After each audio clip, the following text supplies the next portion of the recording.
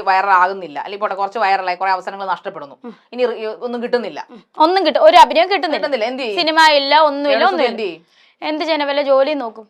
വല്ല ജോലി എന്ന് പറഞ്ഞാൽ അഭിനയം അല്ലാത്ത വേറെ വല്ല ജോലി, വേറെ ജോലിക്ക് പോകാൻ അറിയാന്നല്ല, കിട്ടിയാൽ ഞാൻ ഒരുപാട് ജോലിക്ക് ശ്രമിച്ചതാണ്. അപ്പോൾ എല്ലാവരും പറയുന്നത്, ഇന്റർവ്യൂ കഴിഞ്ഞിട്ട് പറയുന്നത്, നിങ്ങൾ നാടകത്തിനകത്തുണ്ടെന്ന് പത്രത്തിലുണ്ടായിരുന്നു, നിങ്ങൾ ലൈം ലൈറ്റിൽ നിൽക്കുന്നവരാണ്, അപ്പൊ നിങ്ങൾക്ക് ഇടയ്ക്ക് നാടകം വന്നാൽ ഞാൻ നിങ്ങൾക്ക് എങ്ങനെ ലീവ് തരും.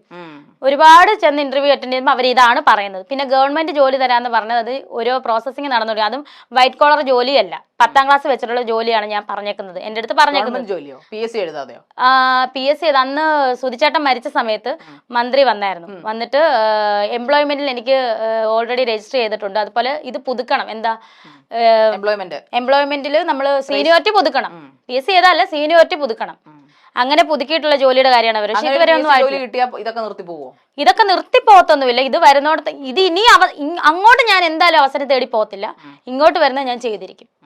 എല്ലാം താങ്കളുടെ കാൽ കീഴിൽ വന്ന അവസരങ്ങളാണോ? അല്ല കാൽ കീഴിൽ വന്നെന്ന് ഞാൻ പറയത്തില്ല. സുധിച്ചേട്ടനുള്ള ഇഷ്ടം കൊണ്ട് എന്നോട് ചോദിച്ചു, ഇത് ചെയ്യാമോ അഭിനയിക്കാമോ എന്ന് ചോദിച്ചു. നേരത്തെ എന്തുകൊണ്ട് ചോദിച്ചില്ല സുധിച്ചേട്ടൻ? അത് എനിക്കറിയത്തില്ല, അത് അവരുടെ കാര്യമല്ലേ, അതെങ്ങനെ ഞാൻ അറിയുന്നത്, അവരെന്തുകൊണ്ട് ചോദിച്ചില്ല എന്ന് എനിക്കറിയില്ല. ഇതിന് മുന്നേ സുധിച്ചേട്ടൻ ഉള്ളപ്പോഴത്തേനും ഒരു പ്രൊഡ്യൂസർ ഞങ്ങളുടെ വീട്ടിൽ വന്നായിരുന്നു. സുധിച്ചേട്ടൻ ഇങ്ങനെ ഇരിക്കുന്നു, ഞാൻ സംസാരിക്കുന്ന കൂട്ടത്തിൽ പുള്ളി, ഇനിയിപ്പം ആ പുള്ളി എവിടെയാണെന്ന് അറിയത്തില്ല, സുധിച്ചേട്ടൻ മരിച്ചു പോയി, നിങ്ങൾ കള്ളമാണെന്ന് പറഞ്ഞാൽ എനിക്ക് വിഷയമൊന്നുമില്ല. പുള്ളി ചോദിച്ചു, രേണു ഇതിനകത്ത് ചെയ്യാൻ വരുന്നു, അഭിനയിക്കുന്നു. അപ്പം സുധിച്ചേട്ടൻ, ഞാനപ്പം അവിടെ ഇരുന്നുകൊണ്ട് പറഞ്ഞത്, സുധിച്ചേട്ടന്റെ എനിക്ക് ക്യാമറയ്ക്ക് മുന്നിൽ വരാൻ താല്പര്യമില്ല, സുധിച്ചേട്ടന്റെ സപ്പോർട്ടായിട്ട് നിൽക്കാനാണ് താല്പര്യമാണെന്ന് അന്ന് പറഞ്ഞത്. അപ്പൊ അന്ന് അവസരം ഒരെണ്ണം വന്നായിരുന്നു, ഞാൻ അങ്ങനെയാണ് പറഞ്ഞത്.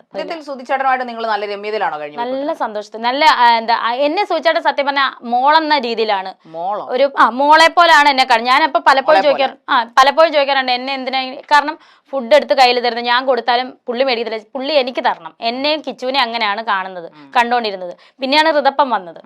നിങ്ങൾ ഇത്രയും ടെറർ ആയതുകൊണ്ടാണോ, അല്ലെങ്കിൽ ഇത്ര പ്രശ്നക്കാരി മോളെ പോലെ കുഞ്ഞിനെ പോലെ? ഒരിക്കലും അല്ലായിരിക്കും. എനിക്ക് ഒന്നിന് ചേട്ടനേക്കാളും കുറെ ഏജ് ഡിഫറൻറ്റ് ഉള്ളതുകൊണ്ടായിരിക്കും മോളെ പോലെ കരുതുന്നത്. ഭയങ്കര അങ്ങനെയായിരുന്നു എന്നെ. ഞാൻ പലപ്പോഴും ചോദിക്കും, ഞാൻ നിങ്ങളുടെ വൈഫല്ലേ, വൈഫായിട്ട് കണ്ടുകൂടെ എന്ന് പറയുമ്പോൾ, ഇല്ല എനിക്ക് മോളെ പോലാണ് നീ എന്നാണ് പറയാറുള്ളത്. രേണുസുധി ഇങ്ങനെ ആവാൻ കാരണം ചിലരുടെ മോശം സമീപനങ്ങളാണ്. എങ്ങനെയാകാൻ കാരണം എനിക്ക് മനസ്സിലായില്ല. ഇങ്ങനെ അഭിനയത്തിൽ എന്നെ ആരും മോശമായിട്ടൊന്നും പെരുമാറിയിട്ടില്ല.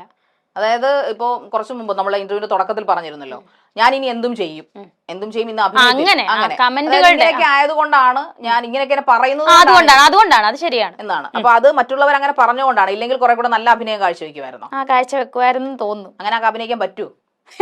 പഠിക്കണം. രേണു പേടിക്കുന്നത് ആരെയാണ്, എന്തിനെയാണ്? ദൈവത്തെ പേടിയുണ്ട്. പിന്നെ എന്തിനെ എന്ന് ചോദിച്ചാൽ നാളത്തെ ഭാവി എന്തായി തീരും, ഒരു സ്റ്റെബിലിറ്റി വന്നിട്ടില്ല, അതിനൊരു പേടിയുണ്ട്, എന്തായി തീരുമെന്ന്. ഈ രണ്ട് കാര്യത്തെയാണ് ഞാൻ പേടിക്കുന്നത്.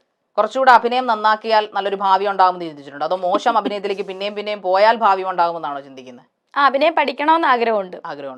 എന്തായാലും ജനങ്ങൾ ഇത്രയും വെറുത്ത സെലിബ്രിറ്റി ആയിട്ടുള്ള, ഇത്രയും വിവാദങ്ങൾ ഉണ്ടാക്കിയെടുത്ത, സോഷ്യൽ മീഡിയക്കാർക്ക് കണ്ടന്റ് ഉണ്ടാക്കുന്ന രേണുസുധിയെ പരിചയപ്പെട്ടതിലും നമ്മളോടൊപ്പം കുറേയധികം സമയം ചെലവഴിച്ചതിലും ഒരുപാട് നന്ദി. എനിക്കും കണ്ടതിൽ സന്തോഷം. Thank you.